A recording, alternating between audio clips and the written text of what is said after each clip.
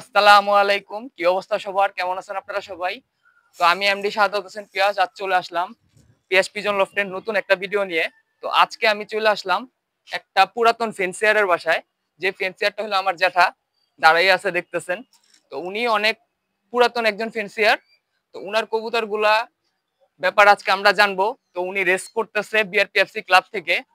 তো আমরা যে রেস করছে যেভাবে রেস গুলা করছে 2011 সাল থেকে, তো ওই কবুতর গুলো আমরা দেখানোর ট্রাই করবো, ওই কবুতরের বাচ্চাগুলো দেখানোর ট্রাই করব, আর ওনার সম্বন্ধে জানানোর ট্রাই করব। তো জ্যাঠা কিছু বলেন। জি আলহামদুলিল্লাহ, আমি মোহাম্মদ আসলাম হোসেন, আসলাম ব্রাদার্স বিআরপিএফসি থেকে বলছি। যে আমি দীর্ঘ ছোটবেলা থেকেই কবুতর পালি। মাঝখানে ব্যবসার কারণে কিছুদিন বন্ধ ছিল, আবার 2011 সাল থেকে আমি এরকম এই রেসিং জগতে ঢুকি আর কি। তো এই পর্যন্ত আলহামদুলিল্লাহ আমার সাফল্য, সবচেয়ে বড় সাফল্য 2019 সাল থেকে এই 2025 সাল পর্যন্ত আল্লাহ পাক প্রত্যেক বছর একটা করে ফার্স্ট দেয়। তো এই জন্য আল্লাহর কাছে শুকরিয়া আদায় করি। হ্যাঁ, তো গত বছরও আলহামদুলিল্লাহ বাংলা বান্দা থেকে আল্লাহ পাক ফার্স্ট দিয়ে দিছে। হ্যাঁ, এই আমার লফট, এখানে মোটামুটি 150 মতো কবুতর আছে আর কি আমার, ব্রিডিং এবং ফ্লাইং লফট নিয়ে। আপনারা এইগুলা অবজারভেশন করবেন, দেখবেন ইনশাল্লাহ। আজকে ভিডিওতে আপনারা ওইগুলোও দেখবেন। আর বলে দিই, আমাদের যে এই লফটার লোকেশন হলো মুগদা মান্ডা মান্ডা পাম্পের পাশেই, মানে আমার বাসার খুবই কাছে। বাঁশপট্টি বললেও হয়, আমার বাসার খুবই কাছে এই লফটা। তো আমরা আজকে রেস করার পরে যে উনাদের সম্মানী দেওয়ার জন্য যে ক্রেজ গুলা দেওয়া হয় ক্লাব থেকে, সেগুলোও দেখবো। তো চলেন শুরু করি। জি আলহামদুলিল্লাহ, আমার এখানে 3টা লফট মোটামুটি। একটা লফটে আছে এখানে বাচ্চা, শুধু বাচ্চা, এই নতুন এই বছরের বাচ্চা, এগুলা অল্প কয়টা বাচ্চা আছে এখানে।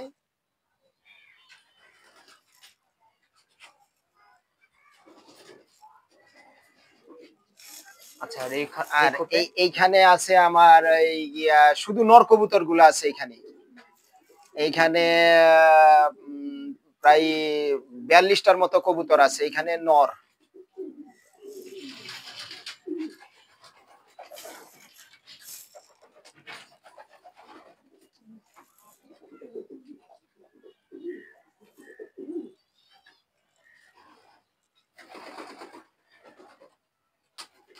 এখানে চিটাগং ফার্স্ট কবুতরও আছে, চিটাগং থেকে রেস করা চিটাগং ফার্স্ট কবুতর এবং ন্যাশনাল থার্ড হওয়া কবুতর এখানে আছে। ওইগুলো আমরা দেখানোর ট্রাই করব ভিডিওতে। একটু পরে। সবাই ভিডিওগুলো দেখতে থাকেন, ভিডিওটাই না দেখেন না তাহলে অনেক কিছু মিস করবেন। তো এখানে সব মাদি কবুতর। জি আলহামদুলিল্লাহ, এইখানে আমার বাংলা বান্দা ফার্স্ট যেটা হয়েছে এই বছর, ওই কবুতরটাও এখানেই আছে। একটু পরে আমরা এগুলা দেখাবো। বাংলা বান্দা ফার্স্ট, যেটা বাংলা বান্দা ফার্স্ট হয়েছে। আর এছাড়াও এখানে এসবার্ড কবুতর আছে। আর মূলত এখানে সব মাদি কবুতর, মাদি কবুতর গুলা নিজেরাই ব্রিডিং করে ওই আর ডিম পাড়তে থাকে। এই জন্য এই ডিম পাড়া বন্ধ করার জন্য এখানে ওই যে নান্দা দিয়ে দেওয়া হয়েছে, যে একবার ডিম পারলে অন্তত কমসে কম 18 দিন 20 দিন 1 মাসের জন্য স্টপ হয়। ওই ডিমটাই ওইটা নিজের ডিম মনে করে তারা তা দিতে থাকে। আসলে তো এটা প্লাস্টিকের ডিম। হ্যাঁ, প্লাস্টিকের ডিম দিয়ে করে রাখা হয়েছে, যাতে একবার ডিম পারলে অন্তত কমসে কম 1 মাস পরে যাতে আবার ডিম পারে। নাহলে ঘন ঘন ডিম পারলে হয় কি, কবুতর গুলা দুর্বল হয়ে যায়। এই জন্য নিচে এইরকম নান্দা দেওয়া আছে, প্লাস্টিকের ডিম দেওয়া আছে। জি আলহামদুলিল্লাহ, এই কবুতরটা আমার বাংলা বান্দা থেকে এই বছর ফার্স্ট হয়। এই যে পায়ের সিরিয়াল নাম্বার,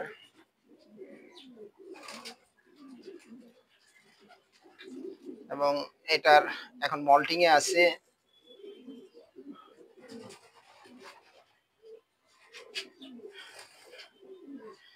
দেখি মাদি কবুতর, এটা একটা মাদি কবুতর, এখন মল্টিং এ, তো ওই জন্য কবুতরের রূপ সৌন্দর্য এখন পর্যন্ত আসে নাই। এটা আমার বাংলা বান্দা ফার্স্ট এবছরের।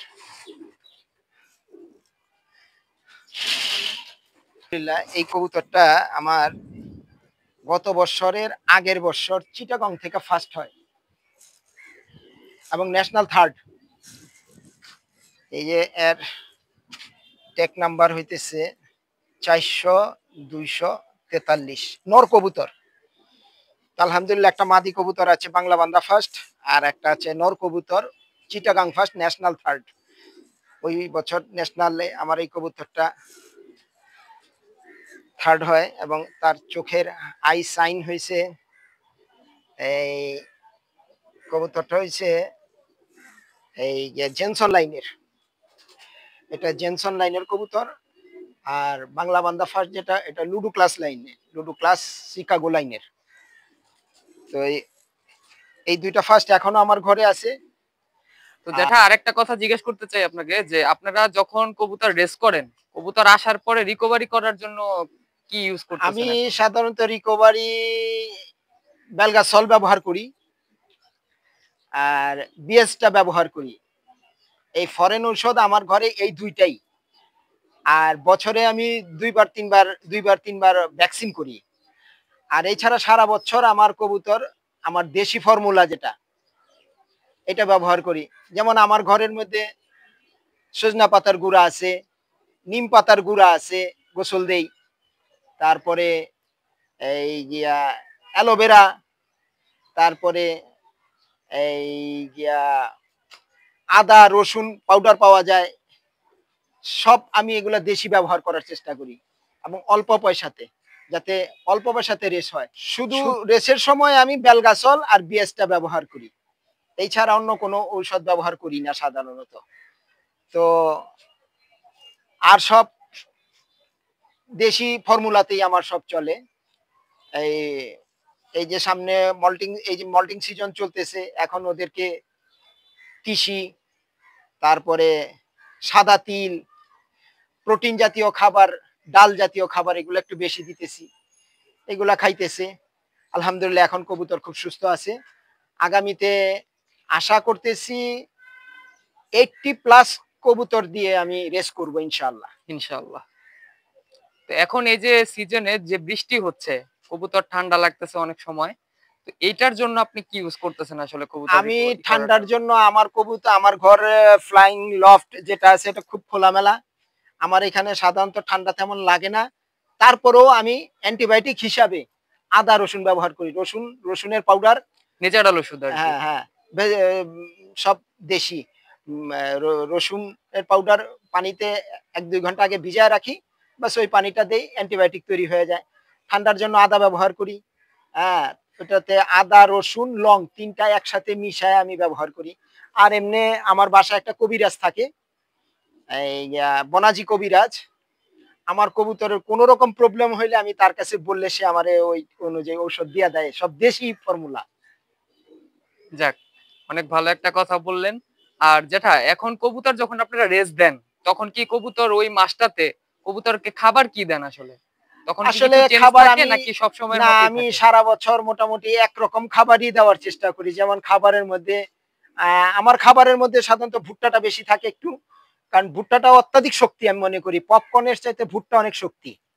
হ্যাঁ, ভুট্টা, গম, বাজরা, তারপরে কুসুম ফুল, সূর্যমুখী, তারপরে অ্যাঙ্কার, গ্রিন মটর, মুগ, হ্যাঁ, তারপরে কালী মটর, এইরকম মোটামুটি 10-15 রকমের দিয়ে কালারিং খাবারটা হইলে কবুতর পছন্দ করে। তারা আমার কবুতরগুলো সাধারণত বড় খাবারগুলো পছন্দ করে বেশি, ছোট খাবারতে শেষে রেজাগুলা রয়ে যায়, রেজাগুলা পরে আস্তে আস্তে খায়, বাজরা খায়, হ্যাঁ, কবুতরগুলা। আর কবুতর পালতে আমার খুব ভাল লাগে আসলে, এই জন্য ওখানে এই যে অনেক বয়স হয়ে গেছে তারপরেও ছাড়তে পারি না, এটা নিয়ে এখন পর্যন্ত আছি। আর যেহেতু নিজস্ব বাড়ি ঘর, তো এই জন্য সময় কাটানোর জন্য একটু রিল্যাক্স মুডে ওদেরকে খাওয়াইলে ভালো লাগে আর কি। এটাই অনেক ভালো একটা কথা বললেন। তো আজকে উনার কিছু বাচ্চা কবুতর এখন আমরা ছাড়বো, যেটা আমাকে বললো যতটুকু, তো আমরা ওই কবুতর গুলো এখন দেখাবো, যে কবুতর গুলা উনি উড়াবে, জাস্ট এতটুকুই দেখানোর। আর ভিডিওটা কেমন লাগলো আপনাদের সেটা আপনারা জানাবেন কমেন্ট বক্সে। আর উনাকে অনেকেই হয়তো বা চিনবেন যারা আপনারা ভিডিও দেখবেন। তো সবাই চ্যানেলটা সাবস্ক্রাইব করবেন, কি বলেন জ্যাঠা? সাবস্ক্রাইব করবে সবাই, লাইক কমেন্ট শেয়ার করবেন, সবাইকে একটু দেখার সুযোগ করে দিবেন, কারণ উনি যে ওষুধের কথাগুলো বললো এগুলো অনেকেই জানতে চান। আপনারা নতুন যারা আছেন কবুতরের সেক্টরে, তো তারা জানতে পারবেন। তো আপনারা শেয়ার দিলেই তারা কিন্তু জানতে পারবে। তো চলেন, তার বাচ্চা কবুতর গুলো এখন সে ছাড়বে, ওই কবুতর গুলোর দিকে যাই। আলহামদুলিল্লাহ, আমি সাধারণত কবুতর 10টা 11টা দিকে কবুতর ছাড়ি, সবসময় রোদের মধ্যে উড়াই। সকালে ফজর নামাজ পড়াই আবার একটু রেস্ট করি, তারপরে 10টা 11টা 12টা পর্যন্ত কবুতর ছাইরা উড়াইয়া জোহরের নামাজের আগেই বন্ধ করে দিয়া খাবার টাবার দিয়ে নামাজে চলে যাই। এখন আমি আমার ওই বাচ্চা যে কয়টা মানে লাস্ট সিজনের কয়েকটা বাচ্চা উড়াবো, আর বাদ বাকি রেসের যেগুলো আছে ওইগুলো এখন মল্টিং এর জন্য স্টপ আছে, তারা এখন রিল্যাক্স মুডে আছে। এখন ছোট বাচ্চাগুলা নতুন বাচ্চাগুলা এখন ছাড়তেছি। জি আলহামদুলিল্লাহ।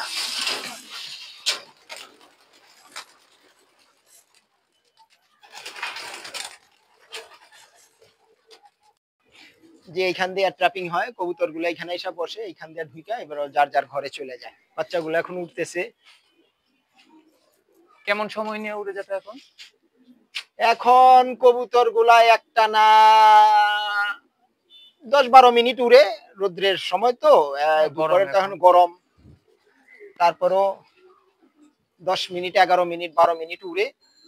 এইভাবে তারা 2বার 3বার উড়ে, তারপরে ঘন্টাখানিক বাইরে থাকে, তারপর তারা আবার ওই লফটে যার যার রুমে চলে যায়। বাচ্চাগুলো একেবারে নতুন, এই কয়েকদিন আগে নেওয়া হয়েছে, যেরকম শেষ বাচ্চার শেষ ব্রিডিং আর কি।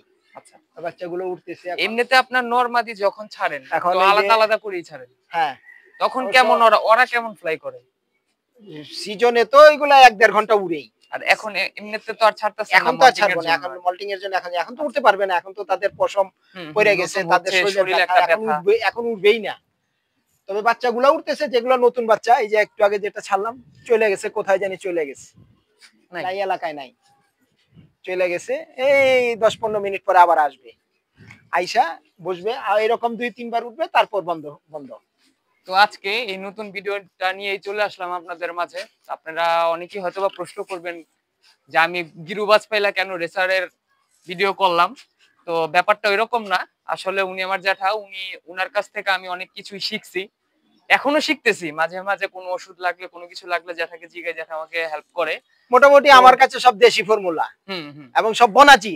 দেশি ফর্মুলা বলতে বনাজি, কোনো মানে নেই পার্শ্ব প্রতিক্রিয়ার যে জিনিসটা ওইটা নাই, কোনো সাইড এফেক্ট নাই যে ওষুধগুলো উনি খাওয়ায়। কারণ সাইড এফেক্ট আলা ওষুধ মনে করেন খাওয়াইলে কবুতর আরো। গোসলের সময় আমি নিম পাতা ব্যবহার করি, নিম পাতার ওই যে পাউডার আছে আমার কাছে, হ্যাঁ ওই একটু নিম পাতার পাউডার ছেড়ে দিমু 1-1.5 ঘন্টা আগে, বাস ওই নিম পাতার পাউডার অনেক ভালো, ফিটকারি টিটকারি থেকে অনেক ভালো নিম পাতা। হ্যাঁ, ওই শরীরে পোকা টোকা এগুলো চলে যায়। আর মূলত আমি সব সময় কবুতরকে ছিপ দেখাই, এই যে আমার ছিপ সবসময় এইখানে এসে বসে, আমি এইভাবে দিলে মানে নামার সময় ইনশাআল্লাহ আমরা দেখানোর ট্রাই করব। আমাদের নামার সময় এখন হয়ে গেছে, কারণ অনেক রোদ, আমরাই ঠিক মতো দাঁড়াইতে পারতেছি না ছাদে। যেটা আরেকটু জানতে চাই, আমি যে গিরুবাজ নিয়ে আসি এখন, তো গিরুবাজের আমি যেভাবে আর কি আসলে চর্চা করতেছি, শীতে কি কিছু করতে পারবো এরকম? শীতে গিরুবাজের আসলে তো আমরা তো, আমি রেসার জগতে ঢুকছি 11 সালে, 9 সালের থেকে শুরু করছি, 11 সালের থেকে রেস করি। তো গিরুবাজ তো আগে আমরাই পালছি গিরুবাজ। তো আমরা তো গিরুবাজ ভাদ্র মাস আসলেই বাস গিরুবাজের খেলা শুরু হয়ে যায় আমাদের। ভাদ্র মাসে আসলে বাদে কবুতরের মল্টিং হয়ে যাবো গা, এরপরে আমরা ওই কবুতর ফিল্ডে থাকবো, কবুতরের পরিচর্যার জন্য আমরা হলুদ দান খাওয়াবো, ওই সময় শরীরে ব্যথার জন্য ও কাঁচা হলুদ। তারপরে আরেকটা মেডিসিন আছে কাঁচা হলুদেরই, হলুদ পুইরা, ওটার থেকে পানির রদ বাই কইরা ওই পানিটা আমরা খাওয়াই। কবুতরের শরীরে গ্লেস আছে, তার আগে করছি আর কি আমরা যেরকম। তারপরে এই কবুতরে এই মাখন, শীত আসলে মাখন দিয়া ধান দিয়া খাওয়াই। এখন তো আধুনিক যুগ, অনেক রকমের মেডিসিন বের হয়ে গেছে, কিন্তু আমরা আগে যে গিরুবাজ পালছি, আগে তো মূলত আমরা গিরুবাজই পালছি।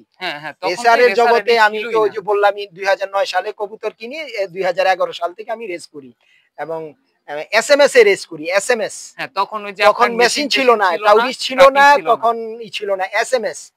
হ্যাঁ, 11 সাল থেকে রেস করা শুরু করি এই বিআরপিএফসি থেকে। এর আগে আমি এসএমএস এ রেস করছি। এসএমএস এ যেটা আসলে তখন কিভাবে ছিল, মানে কবুতরের পায়ের মধ্যে একটা গোপন নাম্বার থাকতো, ওই নাম্বারটা আপনি মেসেজ দিতেন মেসেজ যে করে পাঠিয়ে কবুতরটা দিতেন। আপনি পাইছেন। হ্যাঁ, আপনি তো তখন জানেন না যে কবুতরের পায়ে কি নাম্বারটা দিছে আছে, এটা জানি না। কবুতর এখন মনে হয় এই জিনিসটাই গিরুবাজের মাঝে হয়। আমরা যারা গিরুবাজ পাল্লা করি, টুর্নামেন্ট করি, যারা আমরা পুরাতন, তাদের মাঝে আমি শুনছি যে এরকম করে এখনই করে, মানে যেটা আগে রেসারের করতো, রেসার তো এখন মেশিনে চলে আসছে। যেমন এই বছর আমি সেকেন্ড বেস্ট লফ হই বিআরপিএফসি থেকে, আমি সেকেন্ড বেস্ট লফ হই এবং ফার্স্ট বেস্ট লফ আমাদের মান্ডারি। তবে আমাদের মান্ডা প্রতি বছর আলহামদুলিল্লাহ অনেক রেজাল্ট হয় আমাদের মান্ডার উপরে। কবুতরের জগতে আমাদের মান্ডাতে, আমাদের রেসের মাঝে আমাদের মান্ডারে ফালায় দেওয়ার মতো লোক এখন পর্যন্ত তৈরি তেমন হয় নাই। যেমন গত বছরও ফার্স্ট বেস্ট লফ আমাদের মান্ডা, সেকেন্ড বেস্ট লফ আমাদের মান্ডা। অথচ সারা বিআরপিএফসির সারা ইয়ের মধ্যেই পেন্সিয়ার আছে, মিরপুর কত জায়গা থেকে কবুতর নিয়ে আছে, কিন্তু তারপরও মান্ডারে কই না হিসাব করে করতে হয়। এটা কেন বললাম, আপনারা অনেকে এগুলা জানেন না, তো এটা যেটা এই জন্যই বললো, এটা কোনো মানে বড়ের কথা না, এটা সত্যি কথা যেটা সেটাই বললো আর কি। আর এটার পিছনে মূলত কারণ হয়েছে মান্ডার মানুষ কবুতরকে ভালোবাসে, অত্যাধিক ভালোবাসে, যত্ন, কিভাবে রেস করতে হইবে এইগুলা বোঝে, যার কারণে মান্ডার ঘরের বাচ্চা যেমন আপনারা কেয়ার করেন, মান্ডার মানুষ যারা কবুতর নিয়ে আসে তারা কবুতরকেও ঘরের বাচ্চার থেকে বেশি, আমার মনে হয় ঘরের বাচ্চা বললে ভুল হইবে, বেশি ঘরের বাচ্চা কাঁদতেছে অথচ আমি কবুতর খাওয়াইতেছি, তাই তো কি বোঝা গেল যে আমি ঘরের বাচ্চা থেকে আগের কবুতরটা করে নিই। এই জন্যই বোধহয় মান্ডার উপরে আল্লাহর একটা রহমত যে এই যে দুইটা চইলাও আসছে, দুইটা এসে নামছে। তবে আমার এখানে যে সমস্ত জাতগুলা রেজাল্ট করে সবসময়, সেইগুলা এক নম্বরে হয়েছে লুডু ক্লাস শিকাগো, দ্বিতীয় নাম্বার হয়েছে জেনসন লাইন, তারপরে এখানে কোপম্যানের কবুতর আছে, তারপরে সুপার ব্রিডার কার্লোস, তারপরে আপনি মাস্তাং, তারপরে পিটার ব্যান্ডিমারি, তারপরে আপনার গিয়া লিউ হারমেন্সের কবুতর আছে, ব্লিক্সিম আছে, তারপরে আরো কয়েকটা জাতের কবুতর আমার এখানে আছে। 440 কবুতর আছে। এই বছর আমি শাহ আলম শিকদারের থেকে এক জোড়া কবুতর নেই, উনি এই কবুতরটা খায়ের বাইর থেকে নিছিলেন।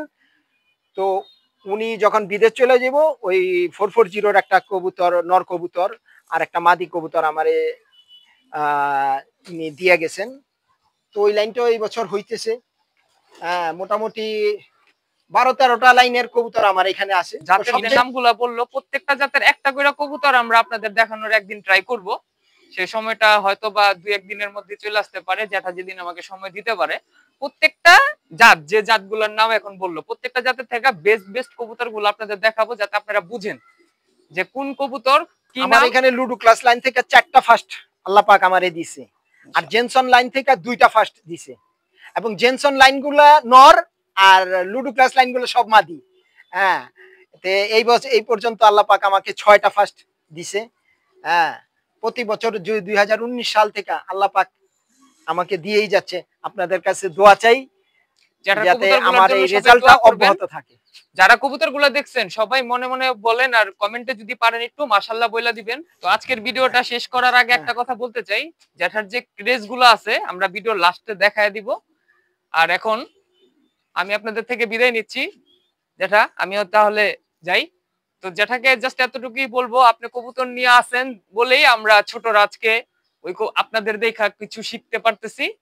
তো আমরা ভিডিওটা এখন শেষ করি।